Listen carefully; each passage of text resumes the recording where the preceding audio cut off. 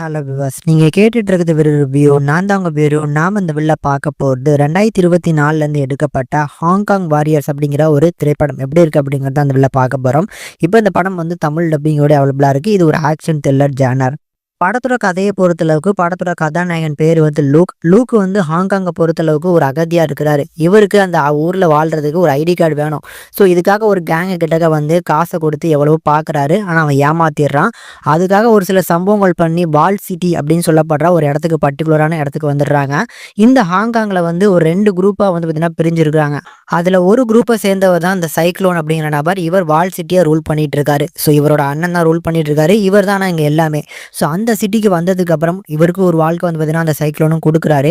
ஒரு கட்டத்தில் வந்து நம்ம ஹீரோ லூக்குக்கும் அந்த வால் சிட்டிக்கும் ஆல்ரெடி ஒரு கனெக்ஷன் இருக்குது அப்படிங்கிறது தெரிய வருது.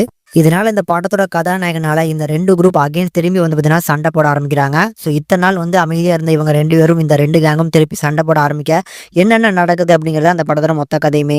எனக்கு இந்த படம் ரொம்ப பிடிச்சிருந்தது. அதில் இந்த படத்தோட ஒரு பெரிய ப்ளஸ் அப்படின்னா கண்டிப்பாக ஆக்ஷன் சீக்வன்ஸே சொல்லலாம். ஸோ ஒவ்வொரு ஆக்ஷன் சீக்வன்ஸும் சும்மா மிரட்டி விட்டுருப்பாங்க. அதில் இந்த படம் ஸ்டார்ட் ஆனதுலேருந்தே வந்து பார்த்திங்கன்னா 2-3 பெருசுகளை காமிப்பாங்க. ஸோ அதாவது ஒரு 40 வயசுக்கு மேலே தான் இருக்கும் அவங்களுக்குலாம். ஸோ வெள்ள முடியாக வந்து இருக்கிற மாதிரி கொஞ்சம் வயசான ஆளுக்கெல்லாம் மாதிரி காமிப்பாங்க.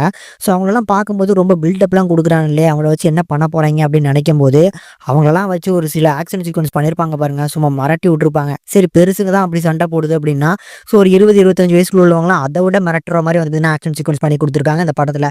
ஸோ ஆக்ஷன் கொரியோகிராஃபிக் இந்த படத்தில் ஒரு பெரிய ப்ளஸ்ஸாக இருந்திருக்கு.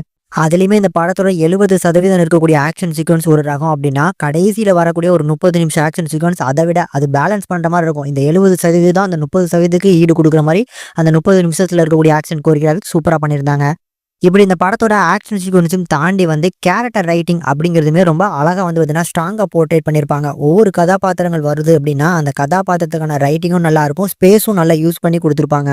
அதில் இந்த படத்தோட ஹீரோ கதாபாத்திரம் ரைட்டிங் வைஸ் வந்து பார்த்தீங்கன்னா ஹீரோ கதாபாத்திரம் அப்படின்னா எதுக்கு ஈக்குவலாக பண்ண முடியுமோ அந்த அளவுக்கு நல்லா பண்ணியிருப்பாங்க. ஆனால் வில்லன் கதாபாத்திரம் தான் பயங்கரமான ஷாக்கிங்காக இருக்கும். ஃபர்ஸ்ட்டாக முடிகிற வரைக்கும் இவர் தான் இந்த படத்தோட வில்லன் அப்படின்னு நம்ம மைண்டில் ஒன்று நினச்சிட்டு இருப்போம்.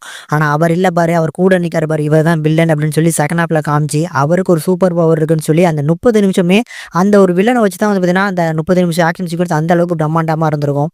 இப்படி இந்த 2மே இந்த படத்துக்கு ஒரு பெரிய பக்கபலம் அப்படின்னா, இதை தாண்டி இன்னும் ஒரு சில விஷயங்கள் இருக்குது. அதில் வந்து இந்த செட் ஒர்க் இவங்க சூஸ் பண்ணியிருக்க அந்த பீரியடுக்கு ஏற்ற மாதிரி ஸோ ஒரு டிஸ்டோபியன் சிட்டி மாதிரி வந்து கிரியேட் பண்ணியிருப்பாங்க. ஸோ அந்த இடத்துல வந்து மாற்றி தாவி சண்டை போடுறாங்க அப்படின்னா அந்த செட்டை போட்டிருக்காங்க பாருங்கள், அதுக்குமே பாராட்டணும்ல.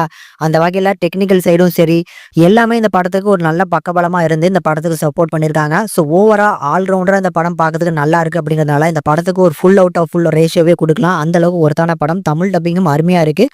ஒரு சில கேரக்டர்ஸுக்கு மட்டும் தமிழ் டப்பிங் இன்னும் கொஞ்சம் நல்லா பண்ணியிருக்கலாம் அப்படிங்கிற தாட் இருக்கே தவிர மித்தபடி இந்த படத்தில் நெகட்டிவ்ஸ் அப்படிங்கிறது கிடையாது. கண்டிப்பாக ட்ரை பண்ணி பாருங்க.